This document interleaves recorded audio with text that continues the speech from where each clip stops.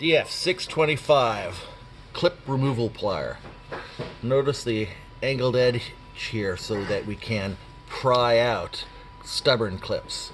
We also have a cutter head with a little hole in it here too. Also works as a wire stripper. Fantastic little tool. Slips easily behind the clips. Use it for the prying action to pull them out. Use the cutting action to get behind the head. Yeah, my baby. There you go. And just cut them. And they free up. And the prying action, once you get behind there, go ahead and you leverage them out.